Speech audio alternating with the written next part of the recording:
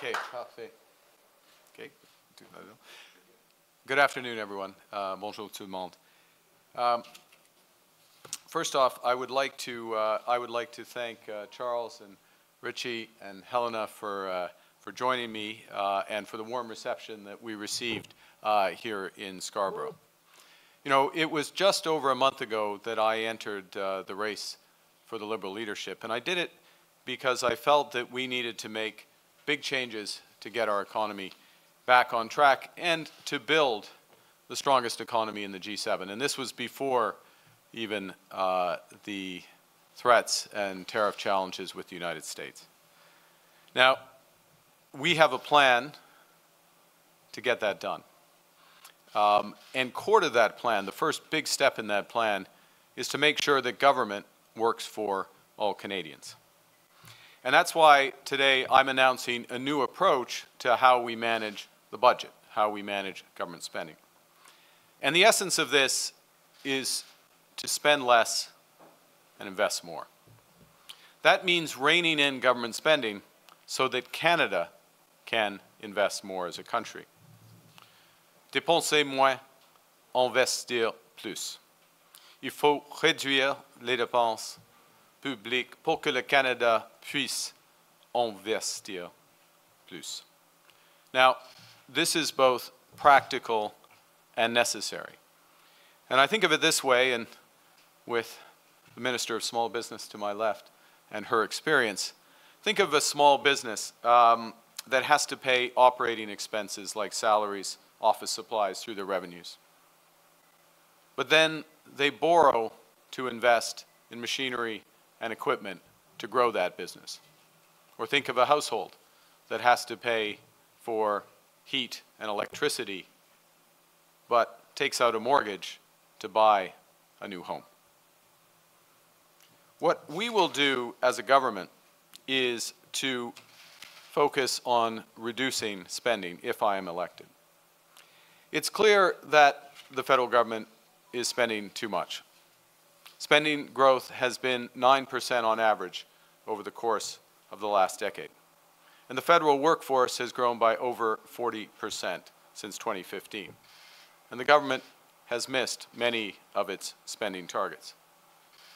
At the same time, Canada as a whole is investing too little. The overall level of business investment has dropped from 14% of our GDP 10 years ago to about 11% today. And that reduction in investment undermines our longer-term competitiveness, workers' wages, and the resources that are available to spend on social programs, including health care. So if I'm elected Liberal leader, my government's fiscal policy will focus first on reining in government spending.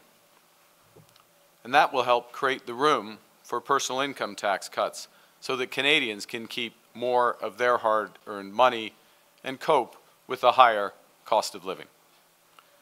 We'll deliver more efficient and effective government, focusing on maximizing the outcomes achieved, not on the dollars that are spent. We'll slow the growth of government spending. We will cap the size of the federal public service. We will review program spending with an emphasis on outcomes. And we'll use technology, including AI and machine learning, to create efficiencies within programs and across government. So as a result, we will balance the operational budget within 3 years.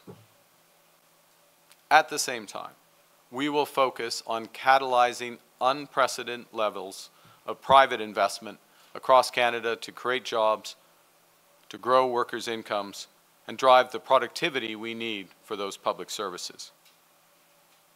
This is the time to build an even better Canada, with major investments including millions of homes over the next decade, expanding and modernizing our energy infrastructure so that we are less dependent on foreign suppliers and the United States as a customer, becoming a clean energy superpower, creating a leadership position in AI, combining new intelligence infrastructure and energy infrastructure, and diversifying our trading partners away from the United States through development of ports, supply chains, and new trade corridors. J'ai une règle simple. Dépense moins, investir plus. C'est à la fois pratique et nécessaire. Disons, par exemple, vous achetez une maison. La mise de fonds et l'hypothèque coûtent cher au départ, mais votre maison prend de la valeur avec le temps. C'est un investissement. Oui, vous avez des facteurs comme l'électricité et le chauffage. Vous en avez besoin. Mais ces coûts n'améliorent pas votre situation financière à long terme. Ce sont des dépenses opérationnelles. En ce moment, le gouvernement dépense plus qu'il n'en a besoin pour opérer et ne fait pas assez d'investissements importants à long terme. C'est le temps de changer. C'est le temps de bâtir l'avenir. En tant que Premier ministre, je vais équilibrer notre budget opérationnel en 3 ans. Nous allons dépenser quand c'est nécessaire avec l'argent que nous avons déjà. Nous allons gérer des dépenses gouvernementales pour qu'elles aient un impact maximal pour un coût minimal. Nous allons faire des investissements importants qui créent des emplois et développent notre économie à long terme, comme construire des millions de logements, développer l'infrastructure énergétique, faire du Canada une superpuissance d'énergie durable et créer de nouvelles routes commerciales pour ne pas dépendre aux États-Unis. Dépenser moins, investir plus, parce que c'est le moment de bâtir un Canada plus fort pour l'avenir. Merci beaucoup, and I look forward to taking your questions. Thank you, merci. We'll now begin with the question period. We'll have 10 minutes. On va prendre la question, on aura 10 minutes. First question, une question suivie, et puis on sera à la prochaine. Merci. First question, please go ahead. Yes, the mic is working. Thank you very much. My name is Tahir Jamal TJ. I'm the founder owner of the emerging media house TJ Talks Toronto. I'm a professional accountant hotelier working for the Soho Hotel Toronto, Starwood and Mastercraft, leading their finance and accounting for the last 3 years, 20 years in 22 Canada, 20 years in finance and accounting hotel.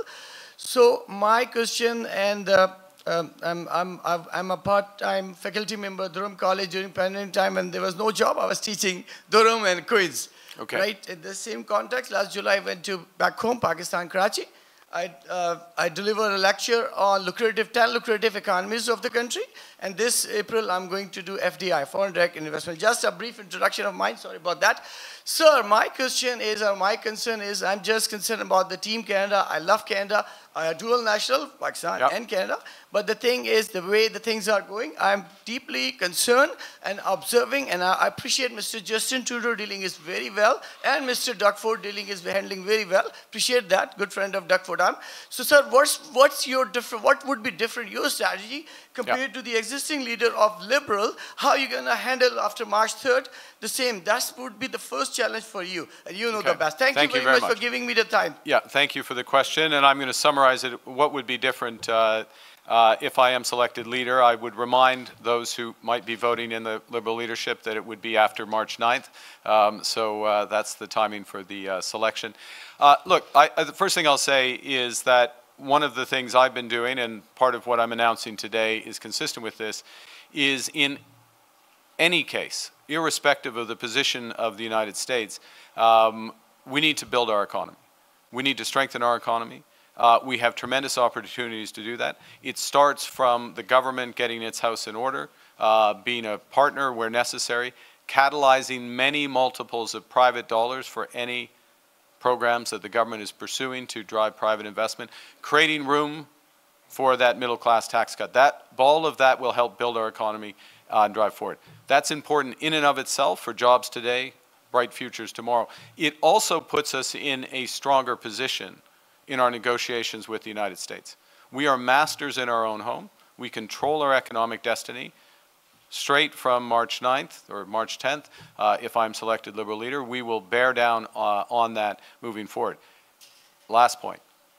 Of course, we will continue to pursue a Team Canada approach. We will work as appropriate with the provincial premiers, with other stakeholders, to get the best deal in the fullness of time with the United States, but very importantly, to also expand our trading partners around the world. Thank you. Next question. Hello, hi, this is Maggie from Singdao A1 radio station and Canada Universal Media Association. My question is that how you're going to navigate the complexity of Canada's economic and political relationship with China while withholding Canadians' values and interests? Well, thank you very much for the question. I think, in part, your question contains the answer. What is crucial for our trading partners is that they respect our values. We maintain our values, and that goes to everything from the workers' rights for our commercial relationships with any country. I'm not going to specify it to one in particular. And it also looks to the opportunities for win-win commercial opportunities between nations. We have had a difficult period between our two nations. We have stood up rightly for Canadian rights and Canadian values, and that provides a basis from a Canadian perspective on which to build if it is in the interests of China to accept that. Please go ahead with our next question. Hi, Mr. Carney. Ariel Sutter from Bloomberg News. Hi. The outline you released today sketches out considerable spending on infrastructure, technology, as well as a middle-class tax cut, financed entirely by savings found in government. I'm wondering how many billions of dollars you'll have to cut from the budget to finance your priorities. So the first thing is, if I may say, and this is a critical point, what we're looking to be much more disciplined around is the programs of the government or any direct investment of the government, that it catalyzes many multiples of private investment, and that as a consequence of that, it's growing our economy. And so being very clear and disciplined and linkages between those, that's the first. The second is that we have looked, and there will be an appropriate point if I'm selected leader and move forward, to cost out directly and reveal those costings of the various measures that we put in place. I have worked in the federal public service. I assisted in that role in the preparation of 7 different budgets over time. I have seen both how to do program reviews of government spending that yields results, and how not to do it to yield results. I look at the figures and the shifts in the level of public spending, and I can see opportunities for those savings, and above and beyond opportunities to make horizontal savings, in other words, savings across government, much better use of information, data, technology, and efficiency. In the end, and I'll hand back if there's a follow-up, in the end, this is as much about making that government spending much more productive.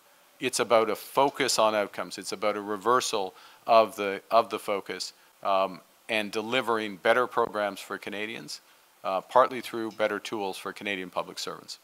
Thank you, Mr. Carney. One follow-up. Would you rule out tax increases to finance your spending Well, we're not going to increase taxes in order to cut taxes. We're looking at a middle-class tax cut to deliver directly to Canadians, yes. Next question. Dernière question aussi pour Radio-Canada, CBC. Thank you. Hello, Mr. Carney. Ali Elwell from CBC News. Si vous pouvez répondre en français aussi, s'il vous plaît. Would you go forward with the high-speed rail project announced today if you become Liberal leader and Prime Minister? Tout d'abord, en français, le gouvernement du Canada aujourd'hui s'engage dans un accord avec un consortium pour le train à haute vitesse. C'est une première phase, une phase de conception, c'est-à-dire des études très concrètes afin de mettre en œuvre ce projet-ci. Le prochain gouvernement doit gérer ce projet par rapport le gouvernement afin de maximiser les bénéfices pour tous les Canadiens et Canadiennes. Alors, il y aura à moyen terme, d'autres décisions pour le prochain gouvernement en ce qui concerne ce projet-ci. Mais, point final en français, et je reviens en anglais, c'est un exemple de type de projet de partenariat public-privé dont le Canada a besoin. So to respond in English, this is, has all the potential to be the type of project, public-private partnership, that the country needs. There are many, many other examples, to be clear, and I listed some of them in my opening remarks on energy and intelligence, ports, etc. But this has some potentially large economic benefits. The studies released today put those net economic benefits at over $30 billion for the country. Let's be clear what's agreed, and the Government of Canada has made an agreement today with a consortium. It's to move forward with a conception phase, which is an important phase of studies and development, very concrete, over the course of the next several years. But there will be decisions to be made by the next government about proceeding, and a government led by me, I'm sure by others, will make sure, but I certainly will occupy myself directly with this as appropriate to ensure that the project going ahead benefits all Canadians as much as possible. Thank you. And one final follow-up. Okay. Yeah. Yeah. Always fun having a soundtrack. Yeah. Are President Trump's comments about the annexation of Canada a threat to the future of Canada that our military should take seriously? Well, the first thing is that Canada will never be part of the United States in any way, shape, or form. So it's a non-starter, these hypotheticals. And if I'm selected leader, I look forward to engaging with President Trump and my colleagues with the broader U.S. government to find an arrangement that is best for both sides. But I'll say one last thing, and Daniel shows. The best thing we can do, the most important thing we must do, is to build our economy on our own. Nous sommes maîtres chez nous, nous sommes en contrôle de notre destin économique. Ça commence avec un gouvernement qui travaille pour tous les Canadiens et Canadiens. Et cette annonce aujourd'hui, c'est un aspect de cette approche. D'accord? Merci. Merci tout le monde. Thank you. This puts an end to our press conference. C'est ce qui met fin à notre conférence de presse. Merci.